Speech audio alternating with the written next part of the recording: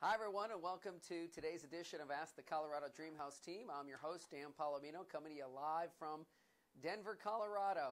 Well, it's Halloween. Happy Halloween, everybody. I hope you're safe and enjoy yourself handing out candy or collecting candy tonight or just dressing up and going to a party. One of the things I'm going to tell you about today is more than spooky, it's terrifying. So hang on for that. But again, welcome to the show. If you're new, we talk about everything that is real estate.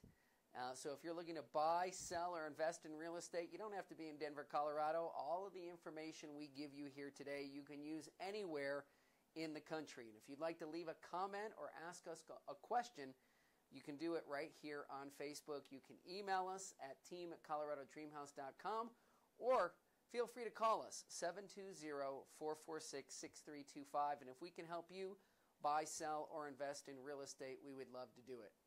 Two things we like to accomplish in each show. We like to give you some market information that you can use, and we like to answer your questions. So let's get to today's spooky Halloween edition market information. And it goes like this. Cybercrime. We hear about it all the time. It's in the news every day. Just about a month or so ago, we were all talking about the Equifax breach. Question is, how does cybercrime affect you as a potential homeowner? Well, the biggest area that we're seeing in cybercrime scams is and the most vulnerable people are people who are currently in a home purchase. You're under contract on a home and you're in the transaction. And what's going on is that hackers are getting into title companies. They're getting into an escrow officer's email. They're getting into a mortgage lender's email. And then what they're doing is they're sending the home buyer an email to make it look like it's coming from the escrow company or from the mortgage lender. And in that email, they're giving you, the buyer, instructions, wire instructions on where to send your money for cash to close.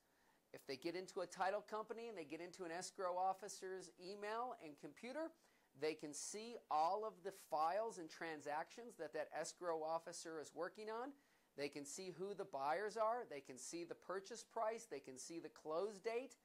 And then they start sending emails, again, looking like the email is coming from the escrow officer. And it might say something to the effect of, Mr. and Mrs. Smith, congratulations on your closing coming up on November 9th. Here are the wire instructions for closing. And of course, the wire instructions goes to the hacker's account. And we're seeing more and more of this. In fact, there was a couple here in Denver that were buying a $509,000 home and got one of these emails. They had sold their home, and they were taking the proceeds from their home, and they were using it to purchase the new home. And they wired in $272,000 to a fake account, to an account that was a thief's, and they have yet to recover the money. So the question is, how do you protect yourself? And the answer is simply this. When you get these wire instructions, first thing to do is to call the person on the email and verify that they did send you wire instructions and the wire instructions that they sent are correct. Now, if it's one of these thieves or hackers, they're not going to give you their phone number. You're not going to get them, right? So if you can't get the escrow officer or you can't confirm with them the wire instructions are legitimate, then don't do it, okay?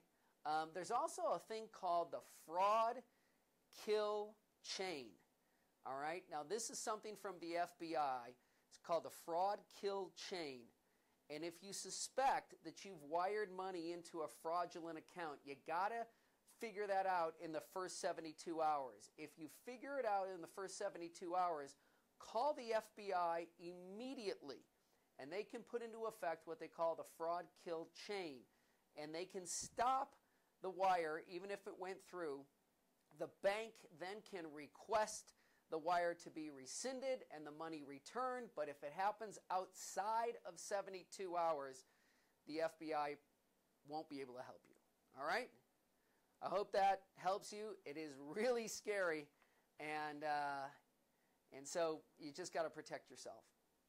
To the questions. Dear Colorado Dreamhouse team, does it make any sense to take our home off the market for the holidays? Well, we're getting into that time of year where these questions are going to keep coming, and we've answered a couple over the last couple of weeks. The answer is, do you want to sell your house or do you need to sell your house?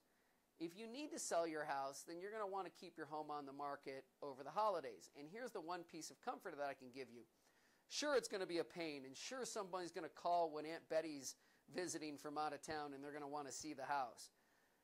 But if somebody calls to see your home during the month of November and December, they're not a casual buyer. They're not a looky-loo. They're not looking for something to do on a Saturday. Most likely, they are a serious buyer. They're probably pre-qualified and ready to write an offer. So I'll leave the decision up to you. Do you need to sell your house or do you want to sell your house? And if it's just a want and you're okay with taking it off for 45 days and bringing it back on after the first of the year, by all means, do it. Dear Colorado Dreamhouse team, if I don't sell my home by Thanksgiving, when would be the next best opportunity to sell? Well, that's right after New Year's. We have what I call the New Year's holiday hangover. So I usually wait about a week after New Year's Eve, and then I start getting my clients' properties either back on the market or listing properties for the first time right in mid-January. Okay? And, you know, really the market will pick up again right after New Year's Eve. It'll get robust again, even though it's the middle of winter. Dear Colorado Dreamhouse team, what are your thoughts about selling your home during the winter months? In Colorado, yeah, January, February, March, snow, cold, all happening in Denver. And again, if buyers are out looking in those months, they're probably not casual, they're probably serious. The one thing I would say that I've noticed over the last few years is, for a long, long time, the spring selling season started on April 1st. That was kind of the unofficial start. And then it kind of got moved up into March. And then we were saying, well, you really got to be on the market by the second or third week of March. But even last year, we noticed the market was red hot in the middle of February. Like, we weren't really prepared for how active the market was in the middle of February. And so what I'm seeing is that this start to the selling season keeps creeping up. It keeps getting earlier and earlier and earlier. So don't discount putting your home on the market in January or February. There's not going to be a lot of homes on the market, and if yours is a great house, you're really going to stand out, and you're probably going to get your price. All right? So if that's you and we need to talk, give us a call at 720-446-6325. All right, last thing I want to leave you with today is that we here at the Colorado Dreamhouse team like to give back to the community. So once a year we do a charity drive here on the team, and this year we're teaming up with Coats for Colorado. All right, we're trying to collect winter coats, gently used or new, and we're collecting them from all of our clients and our friends and our vendors and our neighbors, and we got to get them here to our office at 6300 South Syracuse Way by November 15th. We're going to see how many we can collect. Actually, all of us on the team, we're actually driving to our client's house and picking them up if you can't get them in. So if you want to join us and donate some coats for Colorado, by all means, visit our website, get more information, come to our office, drop coats off. We would love all the help, and the more coats we can get and raise, the better. All right? So join us. That's it for this week. I hope it was informative and you learned something. And again, we'd love to talk with you. Everybody have a great week.